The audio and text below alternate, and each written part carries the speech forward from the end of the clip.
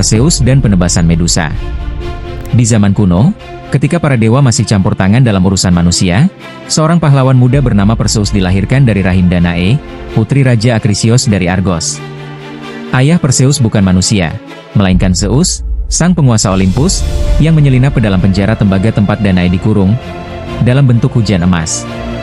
Karena takut akan nubuat bahwa cucunya akan menyebabkan kematiannya, Akrisios membuang Danae dan bayinya ke laut dalam peti kayu.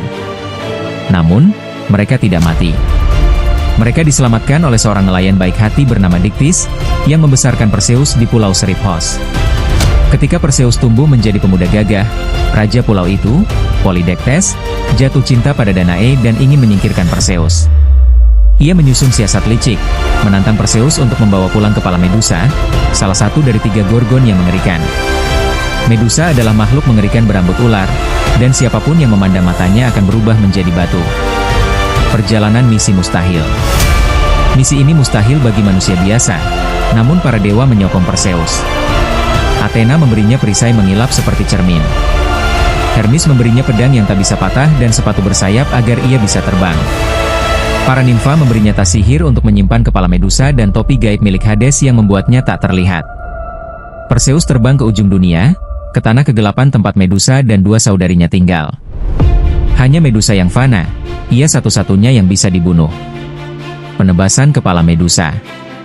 Dengan hati-hati, Perseus mendekat sambil menghindari tatapan langsung, menggunakan pantulan dari perisai Athena. Saat Medusa tidur, Perseus mengayunkan pedangnya dan menebas kepala Medusa dalam satu pukulan.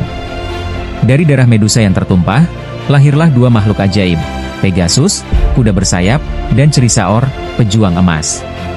Perseus segera memasukkan kepala Medusa ke dalam tas sihir dan melarikan diri menggunakan topi Hades, tak terlihat dari kejaran 2 gorgon yang mengaum marah. Kepulangan dan pembalasan. Dalam perjalanan pulang, ia menyelamatkan Andromeda, putri Ethiopia yang dikorbankan kepada monster laut. Perseus membunuh monster itu dan menjadikan Andromeda istrinya. Ketika kembali ke Seriphos, ia menemukan ibunya masih diancam oleh Polydectes. Dengan penuh kemarahan, Perseus mengangkat kepala Medusa dan mengubah sang raja kejam dan para pengikutnya menjadi batu.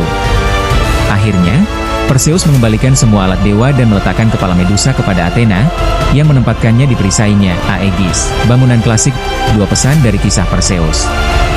Keberanian dan kecerdasan berjalan berdampingan.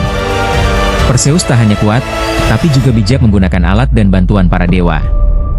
Jangan anggap misi mustahil tak bisa ditaklukkan. Dengan bantuan, strategi, dan tekad, bahkan monster terganas pun bisa dikalahkan. Kebaikan akan menemukan